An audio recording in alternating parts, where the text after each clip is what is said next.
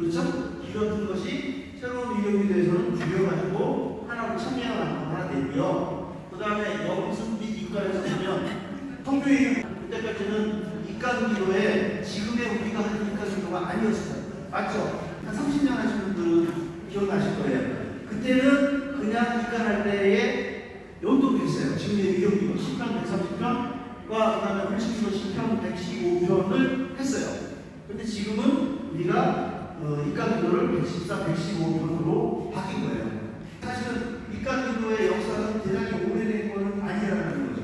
그 의률도 새로 만들어진 거예요. 그 다음에 출리단도 마찬가지로 출리단도 그냥 10편, 130편을 했는데 지금은 10편 42, 43, 24편을 섞어서 하죠. 그 다음에 성당으로 향할 때 예전에 지금 성당으로 향할 때 저렇게 10편이 많이 들어가는 이유는 옛날에는 병원이 없었고 집에서 병을 하고 그리고 거기서부터 성당으로 모시고 갔단 말이에요. 그러니까 가는 동안에 치료를 할 게 많았잖아요. 예전에는. 근데 지금은 어떻게 해요? 대부분 병원에서 돌아가셨죠? 병원에서 출간제전하고 만물의 주님만 하잖아요. 그거 하고 성당에 도착해서 장기미사 공부만 하잖아요. 이렇게 변화가 된 거예요. 요즘 할 때도 그렇고. 하나는 뭐 거의 비슷합니다. 그렇게 변화가 됐어요. 그러면 인간기도를 우리 한번 펴볼까요? 그리고 아까 제가 연도 의료를 하면서 잘 하셨는데 그거를 조금만 빨리 했으면 하는 거를 맞추려고 하는 시간이 제가 좀 아직 강의 스킬이 부족해서 그런지 시간이 좀 못해서 말씀드렸는데 못 말씀드렸는데 여러분들께서 하실 때 아까 하셨던 거 조금만 빨리 하고요. 이 조금만 빨리 하는 부분을 이따가 추가기도 끝난 다음에 공부나 이런 거 속도에 대해서 말씀드리고 그리고 같이 개음 이어 붙이는 거 아까 제가 설명드렸듯이 동그라미가 두 개가 있을 때는 동그라미 앞에 있는 거, 뒤에 있는 거 무조건 한 박자를 쉰다. 그 다음에 느림표는 두 박자로 간다. 그 다음에 붙일 때는 상대방 개음할 때 그냥 꼭 제가 숨 쉬는 액션을 얘기한 건데 숨 안 쉬고 바로 붙이면 좋죠. 근데 사실은 단절돼 버리고 말아요. 잘못하면. 나 끝났어. 그럼 이쪽에서 들어가는가 보다. 그때 들어간단 말이에요. 그게 아니고 인나이다 딴딴딴 전에는 인나이다 할 때 다 중간에 싹 들어가서 섞였잖아요. 섞이는 것만 하지 말고 바로 붙이라는 얘기예요. 근데 그 바로 붙이라는 거에 요령은 숨을 좀 들이마시면 나도 모르게 다음 게 뱉어 나오니 그게 자연스럽게 기음으로 이어집니다. 라는 그런 뜻이에요. 이해되셨죠? 네, 그렇게 됐어요. 영습 입간도 기도에 대해서 아까 제가 말씀드렸지만 우리가 원래 하는 기도보다는 한 1.5배 정도로 느려야 돼요. 요거만.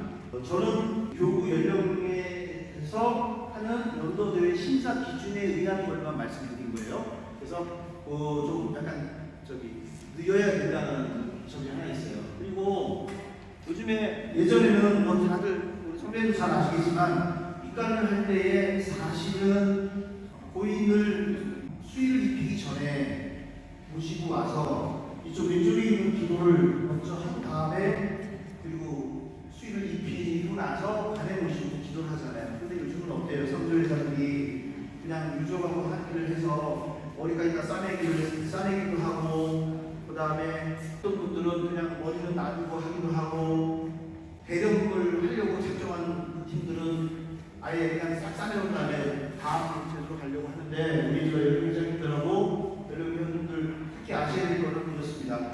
원칙적으로는 이 입간전 시작 기도는 냉동실에서 고인을 모셔와가지고 그리고 모셔놓고 기도를 하고 우리가 손수 치고 빠진 다음에 수의나 입히고 그리고 관에 모셔놓고 기도하는 게 맞아요. 근데 그게 불가하면 그게 상황에 따라서 유족들이 나는 고인을 보지 않겠어 뭐 여러 가지 이유가 있을 거 아니에요. 그게 안 됐을 때는 어찌 하셔야 되냐면 머리 싸는 것만 놔뒀으면 좋겠다. 뭐 다 싼다고 얼굴 덮지 말고 해서 그 정도까지만 해놓는데 하실 수 있으면 그거 수의 입기 전에 먼저 기도를 해야 하는데 기도의 효과는 이게 이제 약간 그러니까 유족들에게 보여주기 한다 그러면 머리를 남겨놓은 상태로 가서 기도를 하고 그때부터 머리 싸고 그 다음에 붓고 간에 모시는 걸 유족이 보게 한 다음에 입간 기도를 하는 게 효과는 더 좋더라고요. 그냥 혼자 가서 성수 기도를 하는 것보다는 사실은 고인을 모셔온 상태에서 다 모여놓고 옷을 다 입었습니다. 그리고 전체적으로 보면 한 80%는 이제는 수의를 다 입은 채로 거기를 하세요. 그래서 그렇게 하시면 좋겠고요. 두 번째로 상조회사들이 소위 말해서 대령을 한다고 하잖아요. 사실은 우리가 화장 예절을 해야 되고, 우리 가톨릭에서는 입관, 그러니까 관에 들어간 다음에 하는 기도가 입관 기도니까 관에 모셔놓고 기도를 해야 할 때 고인의 얼굴을 드러나게 하고 고인을 보고 기도를 하고 성수를 치고 관을 닫는 거란 말이에요.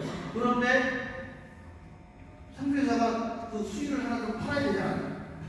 대령은 잘 아시겠지만 탈관할 때만 하는 게 대령이에요.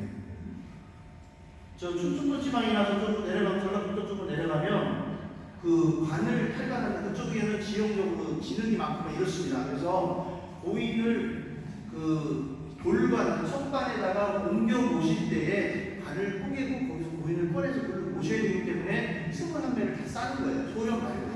꽁꽁 싸내는 이유는 시신이 보이지 않게 하기 위해서 그걸 싸는 거예요. 미라처럼 싸는 거예요.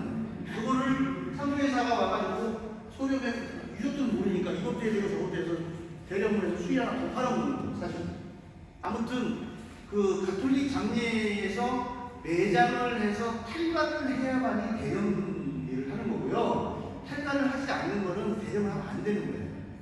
솔직한 얘기로 저희 그 하루에 인노해가지고 하는데 대령이 목표 있어요.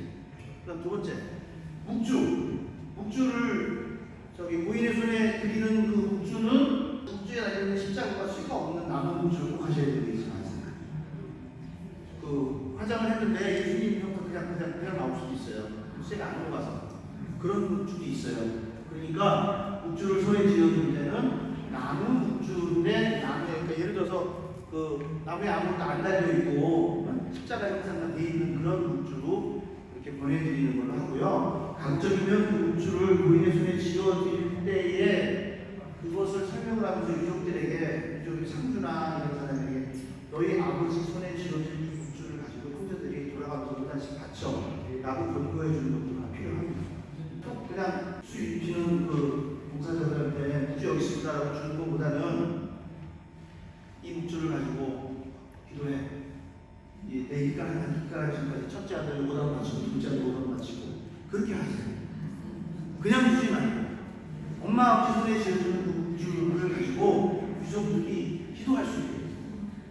그래서 그 기도한 묵주, 자기 아버지나 엄마를 위해서 애절하게 했던 그 기도가 아버지 손이나 엄마 손에 쥐어질 수 있게 그렇게 기도해 주시는 것도 하나의 방법일 것 같아요. 그래서 이 입가로 기도에 준비하는 부분에서는 좀 그런 거를 세심하게 배려해서 하시면 되세요. 입가 기도를 교환창으로 해도 되고요.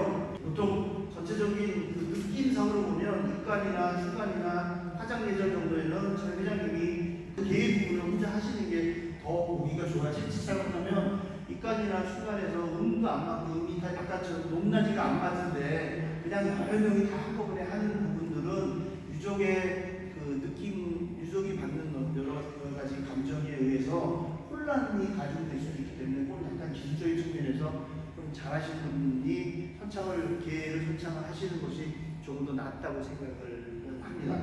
그러나 그거는 꼭 그렇게 하라는 규칙은 아니고요. 그런 방법들이 있다고 이해하시면 됩니다. 구독과 좋아요는 사랑합니다.